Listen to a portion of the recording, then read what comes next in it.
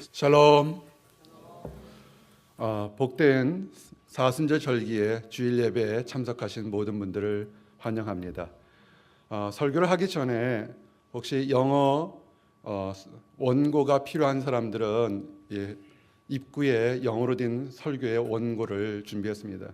By the way, we prepared the English sermon manuscript at the front of the church, so you may take it and you may understand better situation about my sermon. 지난 한 주간 이곳의 날씨는 무척 변덕스러웠습니다. 새벽에는 겨울 날씨처럼 추웠습니다. 그리고 낮에는 아름다운 꽃들이 피어나는 밝은 여름처럼 밝은 날씨 주셨습니다. 감사합니다.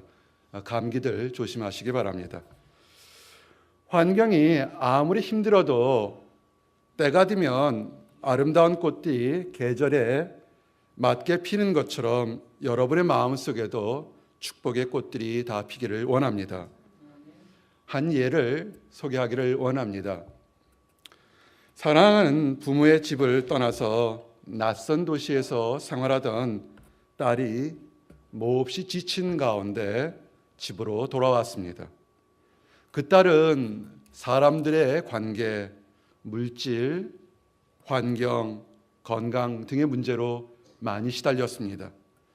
낙심한 모습으로 돌아온 딸은 어머니에게 그동안 있었던 많은 일들을 털어놓기 시작했습니다. 딸의 이야기입니다. 열심히 노력했는데 나에게는 기쁨이 없었습니다. 늘 힘든 일만이 많이 생겼습니다. 너무 속상합니다. 너무 힘듭니다. 나는 새롭게 살 자신이 없습니다. 살 희망과 기쁨이 없습니다. 이렇게 딸이 이 얘기를 했습니다. 딸의 낙심한 소리를 듣던 어머니는 말없이 부엌으로 갔습니다. 부엌에서 여러 개의 그릇들을 하나하나 내놓고선 그 그릇에다가 물을 부었습니다. 그리고 끓였습니다. 각각의 그릇들에 그릇들 속에다가 한 그릇에는 시금치를, 한 그릇에는 당근을, 한 그릇에는 계란을, 한 그릇에는 커피를 넣고 끓였습니다. 너무 힘들어서 눈물 흘렸던 딸이 어머니의 행동에 갑자기 관심을 갖기 시작했습니다. 그리고 물었습니다. 어머니, 지금 무엇을 하고 있는 겁니까? 라고 물었습니다. 그 어머니가 대답합니다. 사랑하는 내 딸아, 이 물건들은 뜨거운 물 속에 들어가기 전의 모습과 나올 때의 모습이 많이 달라진단다. 보통 때 싱싱했던 것도 뜨거운 물 속에 들어가서는 흐물흐물해지는 것도 있단다. 그런데 계란처럼 뜨거워지기 전에는 약했던 것이 익혀지면 단단해지는 것도 있단다. 커피처럼 물속에 들어가기 전에는 아무 향기가 나지 않지만 물속에 들어가면 아름다운 향기가 널리 퍼지는 것도 있단다. 지금 내가 겪고 있는 어려움은 너를 더욱더 단단하고 아름다운 향기를 멀리 퍼지도록 만드는 기쁨의 재료란다.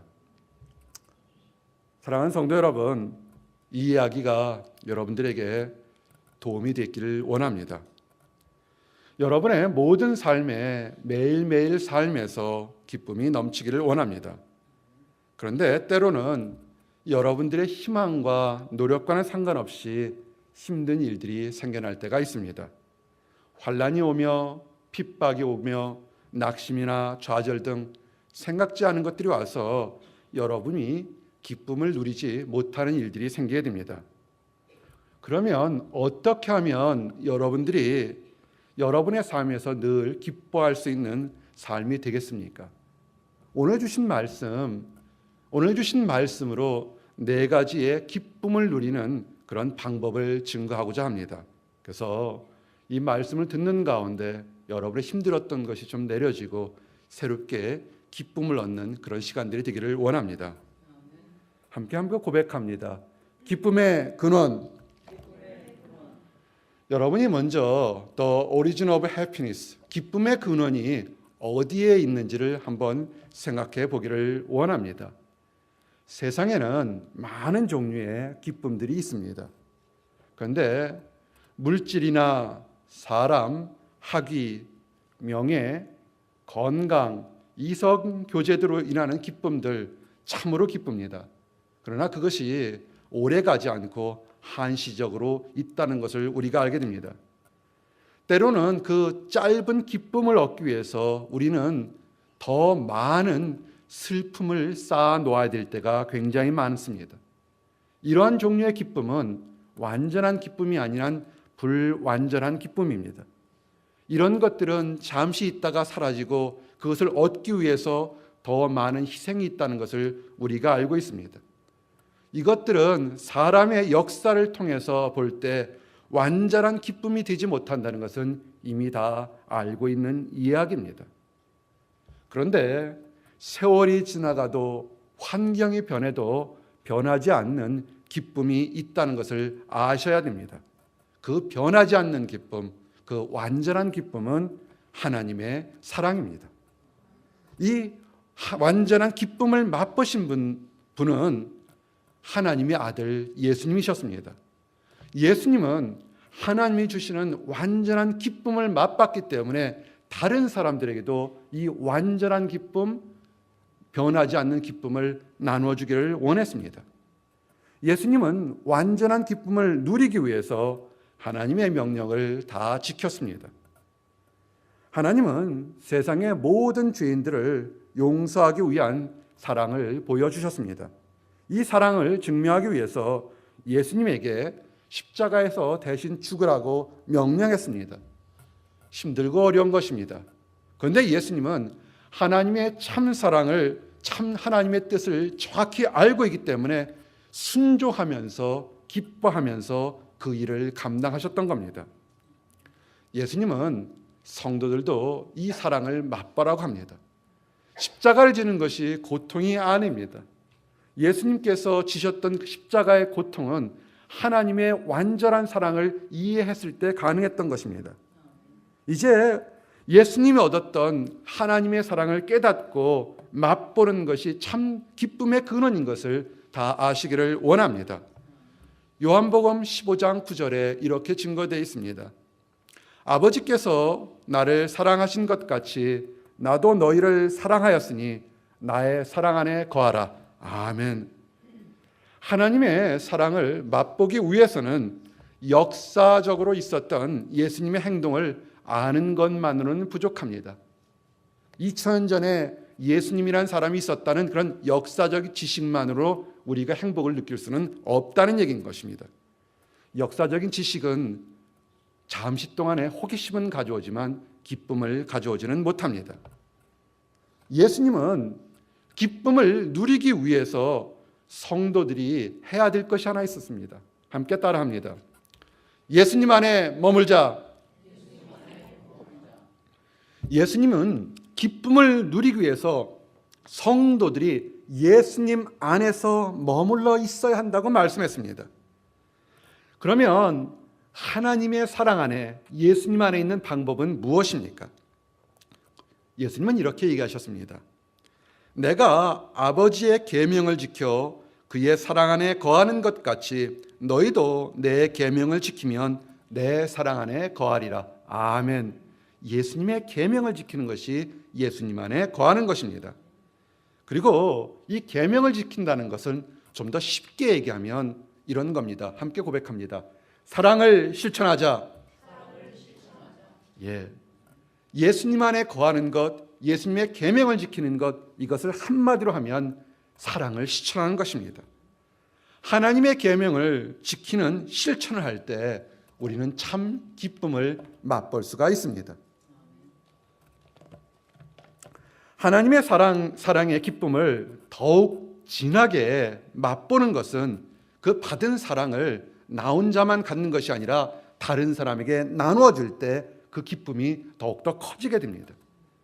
예수님은 하나님에게서 받은 기쁨을 그대로 사람들에게 나누어 주었습니다.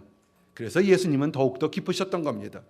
요한복음 15장 11절의 말씀처럼 내가 이것을 너희에게 이름은 내 기쁨이 너희 안에 있어 너의 기쁨을 충만하게 하려 함이라. 아멘.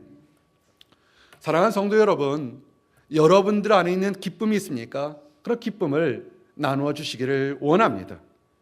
사랑의 기쁨은 나누어 줄수록 더욱 커지는 비밀들이 있습니다. 특별히 하나님을 잘 모르는 사람들에게 사랑을 나누어 주시기를 원합니다. 우리가 잘 알고 있는 비밀이 있습니다. 알고 있으면서 실천하기 어려운 비밀이 하나 있습니다. 화면에 나올 겁니다. 한번 잘 보이십니까? 잘 보이네요. 한번 크게 한번 고백합니다. 슬픔은 나누면 작아진다.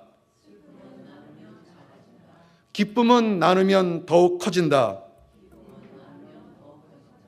아멘. 사실은 잘 알고 있는 얘기입니다. 어렵지 않은 얘기입니다. 이제 실천하시기를 원합니다. 아멘. 이제 사랑의 근원이 예수님 안에 사랑을 실천하는 것이라고 증거했습니다. 이제 두 번째 함께 고백합니다. 기도하는 기쁨. 예수님의 기쁨에는 기도하는 비밀이 있습니다. 어떠한 환경 속에서도 예수님의 이름으로 기도하면 응답받는 능력이 있게 됩니다. 예수님의 이름으로 혹시라도 기도하지 않았다면 지금부터 기도해 보시기 바랍니다. 그러면 기도 응답과 함께 기쁨을 맛보게 됩니다. 요한복음 16장 24절에 이렇게 말씀하셨습니다. 지금까지는 너희가 내 이름으로 아무것도 구하지 아니하였으나 구하라. 그리하면 받으리니 너희 기쁨이 충만하리라. 아멘. 혹시라도 지금 마음이 우울하거나 답답하거나 불안한 사람이 있습니까? 또는 원하던 것이 뜻대로 되지 않아 좌절한 사람이 있습니까? 아주 간단합니다. 예수님께 기도하시기 바랍니다. 기도하면 응답해 주시기에 성도들은 우려하거나 좌절할 필요가 없는 것입니다. 불평하거나 원망할 시간이 있다면 그 시간에 하나님께 기도하시기 바랍니다. 아멘. 그러면 놀라운 일들이 생기게 됩니다. 우리 안에 문제가 있을 때 문제 보지 마십시오. 외치기 바랍니다. 기도할 수 있는데 왜 낙심하십니까? 라고 고백하시기 바랍니다. 그래서 이제는 힘들고 어려울 때 상대방에게, 내 자신에게 기도할 수 있어서 감사합니다. 이렇게 고백하시기 바랍니다. 아멘. 기도는요, 아주 간단합니다. 우리의 주님인 예수님께 내가 필요한 것, 답답한 것 아리는 겁니다. 그러나 아주 간단하지만 그 간단한 것은 하나님 나라의 축복의 문을 여는 아주 열쇠인 것입니다. 그래서 기도는 놀라운 기쁨 그 자체입니다. 성도 여러분, 여러분이 힘들고 어렵다면 거기 계지 마시고 기도하는 자리에 다 오시기 바랍니다. 그래서 기쁨을 누리시기를 원합니다. 아멘. 이제 세 번째, 기도하는 기쁨 위에 세 번째 기쁨입니다. 참 예배의 기쁨입니다. The joy of true worship입니다. 기도하는 것과 하나님의 명령을 지킬 때 기쁨이 막 샘솟기 시작합니다.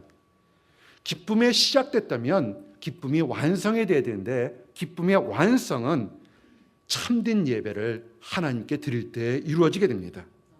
특별히 혼자서 예배를 드려서 그 기쁨을 완성할 수도 있지만 하나님이 사랑하는 사람들과 함께 예배를 드릴 때, 온 마음과 정성으로 예배 드릴 때 기쁨은 커지고 커지고 더욱더 커져서 완성되는 놀라운 축복을 맛보게 됩니다.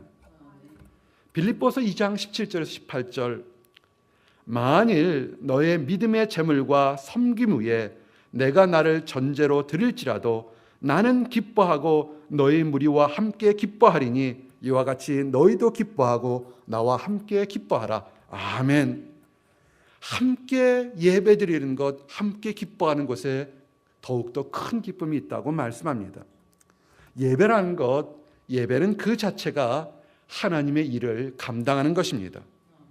주님은 자신의 일을 잘 감당하는 사람에게 상금을 주신다고 약속했습니다. 그래서 예배를 거룩하고 온전하게 드리는 사람에게는 하나님으로부터 기대하지 않았던 놀라운 상급을 받는 기쁨이 또한 예비되고 있는 것입니다. 그런데 여기 하나 주의하셔야 될 것이 있습니다. 우리가 예배를 잘 드리면 하나님으로부터 축복을 받기 때문에 우리가 하나님으로부터 축복받고 상금을 받기를 원하지 않는 다른 악한 마귀들도 있다는 것을 아셔야 됩니다. 이런 악한 것들은 예배를 드리는 것을 방해해서 성도의 기쁨을 빼앗으려고 한다는 것입니다. 그래서 깨어서 분별하시기 바랍니다. 여러분이 있는 곳이 어딘지 보시고 예배하는 곳으로 나오시기 바랍니다. 우리 안에 기쁨의 능력이 없는 것은, 기쁨이 없는 것은 우리가 큰 능력이 없어서가 아닙니다. 진정으로 예배를 드리지 않아서 기쁨이 없는 것입니다. 한번 따라 하십시오. 예배하는 사람은 승리자이다. 예배하는 사람은 누구나 승리자가 될 수 있습니다. 악한 세력은 성도들에게 예배를 드리지 못하게 합니다. 여러 가지 못된 행동을 합니다. 그런데 흔들리지 마십시오. 더욱 예배를 드리는 곳에 있어야 합니다. 더욱 열심히 예배를 드림으로 하나님 일을 하기를 원합니다. 고린도전서 15장 17절에서 18절 말씀입니다. 17절이에요. 잘못 나왔습니다. 우리 주 예수 그리스도로 말미암아 우리에게 승리를 주시는 하나님께 감사하노니 그러므로 내 사랑하는 형제들아 견실하며 흔들리지 말고 항상 주의 일에 더욱 힘쓰는 자들이 되라. 이는 너희의 수고가 주 안에서 헛되지 않은 줄 알미라. 아멘. 지금 찬양대로, 성가대로, 다가봉사로, 청소로, 주일학교 교사로, 한글학교 교사로, 또는 사역자로, 또는 집사로 여러 가지 봉사할 때 열심히 신경 쓰시기 바랍니다. 여러분이 드리는 수고는 하나님 안에서 결코 헛되지 않습니다. 이제 마지막으로 우리 안에 기쁨이 있습니다. 그 네 번째 기쁨을 소개합니다. 함께 고백합니다. 성령 충만의 기쁨. 세 가지를 여러분에게 증거했습니다. 기쁨의 근원이 어딘지, 기도하는 기쁨, 그것이 기쁨의 시작이라고 그랬습니다. 예배하는 기쁨, 기쁨의 완성이라고 그랬습니다. 그러면 이제 기쁨이 완성되는 것이 아니라 이 기쁨이 계속 유지해서 일평생 동안 살아가야 되는 그것이 있어야 됩니다. 이것은 뭐냐면 예배를 통해서 완성된 기쁨을 계속 유지하는 것은 또 다른 기쁨입니다. 가끔 이런 분들이 있습니다. 부흥집회 가서 굉장히 큰 은혜 받고 3박 4일 부흥집회 가서 은혜 받고 3년 4년 이렇게 울고 먹으려고 하는 사람들이 있습니다. 아닙니다. 어제 받은 기쁨은 어제 끝난 겁니다. 오늘 받은 기쁨은 하나님 안에서 새롭게 받으시기 바랍니다. 세상의 기쁨은 피상적인 기쁨입니다. 시간이 지나면 사라집니다. 우리가 주님 주시는 기쁨을 받았으면 그 기쁨이 어제 받은 기쁨이 오늘도 내일도 가려고 우리가 노력해야 되는 것이 있습니다. 우리가 주기도문을 암송할 때 매일의 양식을 위해서 기도합니다. 그 양식이 먹는 빵만이 아니라 우리 안에 기쁨을 주는 매일의 기쁨을 하나님으로부터 받아야 되는 것입니다. 그래서 하나님 안에서 변하지 않는 기쁨이 계속되도록 계속 우리가 노력해야 됩니다. 어떠한 환경 속에서도 하나님은 성도들에게 기쁨을 주시려고 합니다. 답답한 환경 속에서도 놀라운 축복들이 예비되었습니다. 환난은 변장된 축복입니다. 다시 한번 말씀드립니다. 우리가 힘든 것, 환난, 어려움은 하나님이 주시는 변장된 축복입니다. 승리의 순간에 감격의 기쁨이 있습니다. 환난의 순간에, 어려움의 순간에도 소망의 기쁨이 있는 것입니다. 로마서 5장 3절에 4절. 다만 이뿐 아니라 우리가 환난 중에도 즐거워하나니 이는 환난은 인내를, 인내는 연단을, 연단은 소망을 이루는 줄 알미로다. 아멘. 이 말씀을 우리가 믿습니다. 그래서 어떤 상황에서도 우리는 기뻐할 수 있다는 겁니다. 모든 순간에 여러분을 사랑하시는 하나님의 기쁨을 다 누리기를 원합니다. 참 기쁨을 누리는 사람은 성령의 열매가 삶 속에서 주렁주렁 열린다고 약속했습니다. 오직 성령의 열매는 사랑과 희락과 화평과 오래 참음과 자비와 양성과 충성과 온유와 절제니 이 같은 것을 금지할 법이 없느니라. 아멘. 기쁠 때도 성령의 열매가 있고 힘들 때도 성령의 열매가 우리 삶에 가득 차기를 원합니다. 그래서 항상 기뻐하고 기도하는 모든 성도들이 되어서 예수님의 칭찬받기를 예수님 이름 받들어 축원합니다. 아멘. 기도하시겠습니다. 하나님 감사합니다. 우리에게 여러 가지 날들을 주심을 인하여 감사합니다. 기쁠 때 감격의 찬양을 하나님께 하게 하심을 감사합니다. 힘들고 어려울 때 눈물로 소망을 가지고 기도하게 하심을 인하여 감사합니다. 아버지, 우리들이 늘 기도하며 예배하는 곳으로 다른 박지할 수 있도록 인도하여 주시옵소서. 혼자서 드리는 예배보다 함께 예배 드리며 아버지, 이 예배가 하나님을 눈으로 볼 때 천국 갈 때까지 이어질 수 있도록 인도하여 주시옵소서. 또 우리가 받는 기쁨이 하나님을 알지 못하는 다른 사람들에게도 동일하게 전달되어서 그들도 기쁨이 차고 넘칠 수 있도록 인도하여 주시옵소서. 감사드립니다. 예수 그리스도를 받들어 기도드렸습니다. 아멘.